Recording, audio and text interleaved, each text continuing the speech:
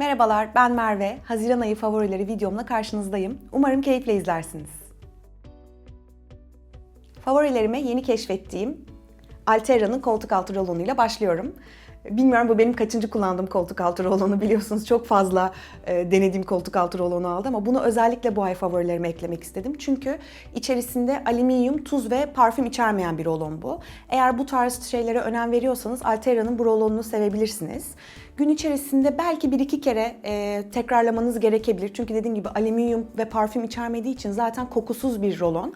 Benim çok işime yarayacak çünkü yakın zamanda doğum yapacağım için bebeğimi emzirirken özellikle koku içermeyen parfümsüz rolonlar ve deodorantlar kullanmak gerekiyor. O yüzden tam onun üzerine denk geldi. Yaklaşık bir haftadır kullanıyorum. Dediğim gibi kokusu olmadığı için hiçbir şekilde sizi rahatsız etmiyor. Rahatsız eden, kolunuzu kaldırdığınızda koltuk altınızdan gelen bir parfüm kokusu yok. Bu anlamda çok güzel. Ama aynı zamanda da dediğim gibi gün içerisinde belki bir kere daha yenilemeniz gerekebilir. Çok uzun süre performansını sürdürmeyen bir rolon ama yine de favorilerim arasına girdi. Sırada Be Beauty'nin daha önce son alışveriş videomda bahsettiğim vücut peelingi var. Ben daha çok vücut peelinglerinde özellikle aslında her türlü peelingde, bu el peelingi olabilir, ayak peelingi olabilir. Peelingde daha sert ve keseleme işlemini daha kuvvetli şekilde yaptığım peelingleri seviyorum. Be Beauty'nin peelingi de aynı bu şekilde. Şekerli bir peeling. Üzerine yaklaşık şöyle bir iki parmak kadar da bir yağı var. Yağlı olmasının da avantajı hem keseleme işlemini sert şekilde yaptığından yumuşacık yapıyor cildinizi. Aynı zamanda da üzerindeki o yağıyla da sanki cildinizde banyo sonrasında böyle bebek yağı sürmüşsünüz gibi bir hissiyat yaratıyor. Çok beğendim keseleme performansını. Gerçekten cildinizi yumuşacık yapıyor. Kokusu tamamıyla böyle cheesecake gibi. Belki tek dezavantajı o olabilir. Ben böyle çok şekerli, çok cheesecake gibi kokan ürünleri kullandığım zaman canım genelde hep tatlı istiyor. Dediğim gibi tek dezavantajı benim için bu. Ama zaten bitmek üzere, içerisinde çok az kaldı. Mutlaka ve mutlaka tekrar almaya devam edeceğim bir vücut peelingi oldu. Hatta diğer ürünlerine de bakacağım gittiğim zaman gratis'e. Sırada Oriflame'in Optimals karma ciltler için yüz yıkama jeli var. Beni çok şaşırtan bir ürün oldu bu. Genelde karma ciltler için olan yüz yıkama jelleri daha çok dediğim gibi karma ve yağlı ciltler için uygun üretildiğinden T bölgenizdeki o yağlanmayı kontrol altına almak için cildi kurutabiliyordu. En son benim de yüz yıkama jellerim bitince bu Oriflame'in Optimals'ına bir şans vermek istedim. Enteresan şekilde ne zaman cildimi Oriflame'in Optimals'ıyla yıkasam cildimi çok güzel şekilde nemlendiriyor. Zaten havalar sıcak.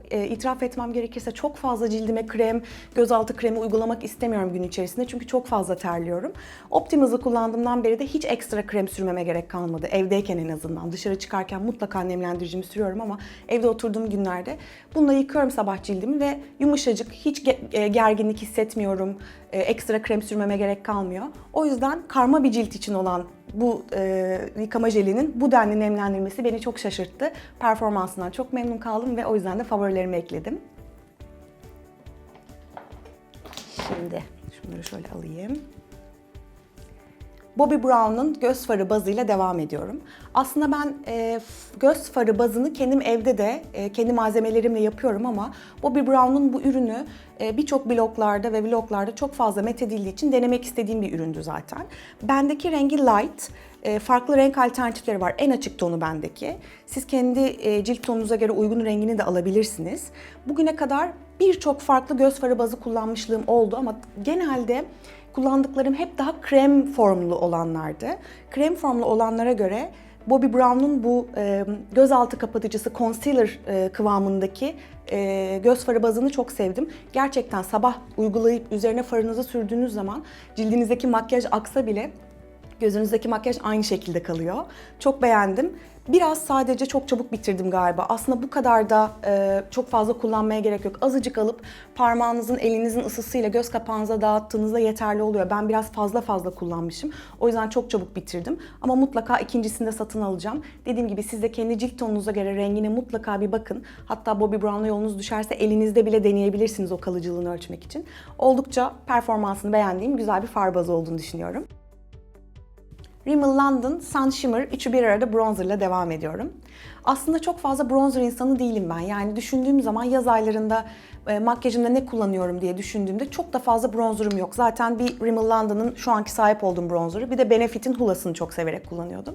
Bunun Benefit'ten farkı, Benefit tamamıyla tek renk ve mat bir bronzer. Ona daha çok kontürleme işlemi ya da işte farda geçiş rengi olarak kullanıyorum. Bunu çok sevdim çünkü 3 rengi var içerisinde.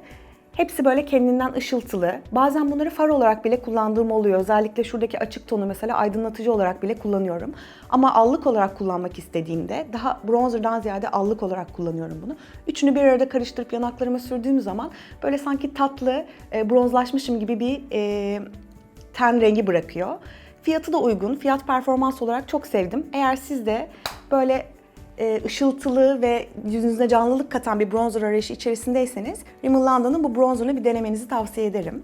Rimmel London'ın transparan pudrası fiyat performans olarak çok beğendiğim bir pudra oldu. Aslında en son Shiseido kullanıyordum ama Rimmel London'u kullanmaya başladıktan sonra Shiseido'yu da çok ihtiyaç duymadığımı fark ettim. Zannediyorum ki bütün yaz boyunca Rimmel London'ın bu pudrasını rahat rahat kullanırım çünkü oldukça az kullanmanız yeterli oluyor. Gün içerisinde T bölgemi sabitlemek için kullanıyorum. Çok da memnunum. Bana çok fazla transparan pudra ile ilgili soru geliyordu uygun fiyatlı diye. O yüzden Rimmel London'ı favorilerime eklemek istedim. Yaz ayı da geldi. Böyle bir pudra arayışınız varsa mutlaka Rimmel London'ın transparan pudrasına bir göz atın derim. Şimdi enteresan bir ürünle sizi tanıştırmak istiyorum. Belki görmüşsünüzdür ama MAC'in aslında concealer'ı bu ürün. Yani gözaltı kapatıcısı olarak kullanılıyor. Bendeki rengi 7 numara Matchmaster Concealer diye geçiyor ama rengi yazmıyor. Sadece 7 numara olduğu yazıyor. Gördüğünüz gibi oldukça karamel tonunda bir kapatıcı bu. Şimdi ben bu ürünü çok farklı şekillerde kullanıyorum. Aslında alış amacım bunu gözaltı kapatıcısı olarak değildi. Bununla isterseniz kontür yapabiliyorsunuz. Fondötenden sonra elmacık kemikleriniz ya da burun kenarlarınıza sürüp elinizle ya da sünger yardımıyla ya da fırça yardımıyla dağıtıp güzel bir kontür görüntüsü verebilirsiniz. Aynı zamanda far bazı olarak kullanabilirsiniz. Ben daha böyle turunculu, bronzlu makyajlar yapacağım zaman bunu sanki böyle far bazı gibi aynı zamanda da krem far gibi kullanıyorum. Ek olarak da hep diyoruz ya gözaltı morluklarını nasıl geçiririz, işte açık kapatıcı alıyorum gözlerim daha çok mor gözüküyor diye. Her zaman söylüyorum gözaltı morluklarınızı kapatmak için aksine açık tonlarda değil, öncelikle morlukları nötralize etmek için daha koyu tonlarda, daha sıcak turuncu tonlarda bir kapatıcı uygulayıp ondan sonra eğer aydınlatmak isterseniz gözaltınızı cilt tonunuzdan bir ton açık gözaltı kapatıcısı üzerine sürebilirsiniz. Yani demek isteyeceğim şu ki hep bu corrector dediğimiz ürünün yerine MAC'in bu kapatıcısında, bu renkte bir kapatıcısında tabii ki cilt renginize göre uygun olanı seçin. Aynı zamanda corrector olarak da kullanabilirsiniz. Yani böyle sanki 3'ü 4'ü bir arada gibi bir ürün bu. Mutlaka renklerine bir bakın. Hatta MAC'e yolunuz düşerse bir göz altınızda da deneyin. Yanağınızda kontür yapmayı da deneyin. Ben beğeneceğinizi düşünüyorum. Şimdi Flormar'ın tekli farı ile devam ediyorum. Aslında bu ürünü de yine az önce bahsettiğim MAC gibi alma amacım çok da fazla far olarak kullanmak değildi. Aksine daha çok aydınlatıcı olarak kullanmaktı. Bunun da yine birçok rengi var. Kendinden ışıltılı bir ürün. Bendeki aslında çok fazla beyaz. Daha şampanya tonunda olanını satın alırsanız hem göz pınarlarınızı aydınlatmak için kullanabilirsiniz. Aynı zamanda da yanaklarınızın üstüne ya da dudağınızın üstüne gibi yüzünüzde aydınlatmak istediğiniz bölgeleri de tek bir ürünle yapabilirsiniz. Fiyatı da oldukça uygun. Zaman zaman indirime giriyor. Ben bunu indirimden satın almıştım. Yaklaşık 6 lira gibi bir fiyata almıştım. Bu da dediğim gibi yine böyle ikisi bir arada, üçü bir arada ürün gibi oldukça pratik ve kullanışlı bir ürün. Şimdi Yves Rocher'in son zamanlardaki favorim olan kalem ruju ile devam ediyorum. Kalıcılığını çok sevdim bu rujun her şeyden önce ve dudakta ağırlık yapmaması benim için çok önemli. Yazın ruj sürmeyi seviyorum evet ama daha böyle mat ya da kalın rujlar yazın dudağınıza çok fazla ağırlık yapabiliyor. Bir de zaten hep diyorum sadece kışın değil yazın da dudak bakımına çok dikkat etmek lazım. Evet kışın dudaklarımız kuruyor ama benim mesela yazın güneşten de çok fazla kuruyor. O yüzden üzerine bir de ekstra mat rujlar sürdüğüm zaman dudaklarımın içerisine çok fazla doluyor rujlar. Bu hem nemlendirici özellikli aynı zamanda da dediğim gibi kalıcı bir ruj ve dudağınızda ağırlık yapmayan bir ruj. Çok tatlı renkleri var. Bende bir pembesi bir de gold rengi var. Pembesi gördüğünüz gibi rengi aynen veriyor. Gold rengi olanı daha sanki dudak parlatıcısı gibi böyle içerisinde hafif ışıltılar içeriyor ve daha lip balm havasında. Çok beğendim. Çok da severek kullanıyorum. Böyle çantama atıyorum, pratik. Açılma ihtimali de yok. Ambalajı da oldukça güvenli. Şimdi son zamanlarda yine sizlerin bana çokça sorduğu, gözündeki far ne Merveciğim çok beğendim dediğiniz Estée Lauder'ın bu beşli farını bu ayki kesin favorilerime ekleyeceğim demiştim.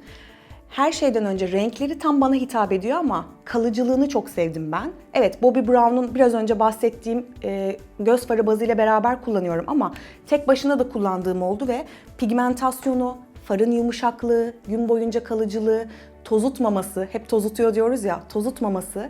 Yani her şeyle bir fardan aradığım dört dörtlük bir far. Gerçekten öyle. Diğer renklerine de mutlaka ilerleyen dönemlerde bakacağım. Şu an çok fazla far ihtiyacım yok ama sadece renklerini araştırmak için gidip müsait bir zamanımda bakacağım. Çok beğendim.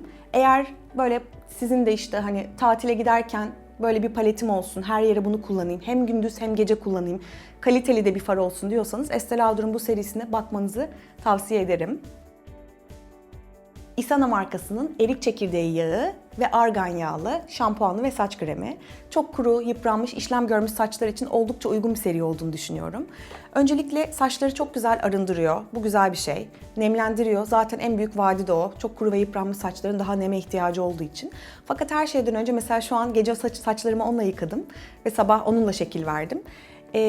Saçlarımı yumuşattığını hissettim. Evet ama çok kolay şekilde şekil vermeme de sebep oldu. Onu çok sevdim. Genelde böyle çok uğraşıyorum saçlarıma şekil verirken ve zor şekil alan saçlarım var. Bir de bilmiyorum yine kamerada gözüküyor mu ama saçlarıma ekstra bir hacim verdiğini de hissediyorum. Daha kabarık duruyor saçlarım. Normalde bu tarz çok kuru ve yıpranmış saçlar için üretilen şampuanlar saçları birazcık daha yapıştırıyor. İçerisinde kremi çok fazla barındırdığı için. Bunda öyle bir şey yaşamadım. O yüzden zaten favorilerimi eklemek istedim. Saçlarımı yapıştırmadı, yağlı bir görünüm yaratmadı. Aksine dediğim gibi daha kabarık ve hacimli yaptığı için de çok beğendim. Siz de bir göz atabilirsiniz. Kozmetikleri bitirdiğimize göre şimdi size son zamanlarda mutfak alışverişi alışkanlıklarımı değiştiren Taze Direkt'ten bahsetmek istiyorum. Taze Direkt, internet üzerinden gıda alışverişi yaptığınız ve kapınıza kadar getiren bir web sitesi. Hem kendi çiftliklerinde ürettikleri hem de aynı zamanda çok güvendikleri çiftliklerden satın aldıkları katkısız ve GDO'suz gıdaları web sitelerinde satıyorlar. Benim de Taze Direkt'te ilk deneyimlemem ayran, süt, yoğurt ve yumurtasıyla olmuştu. İlk deneyimimden sonra ürünlerin lezzetli olması bir yana verilen hizmetten de çok memnun kalınca temel ihtiyaçlarımı da artık Taze Direkt'ten almaya başladım.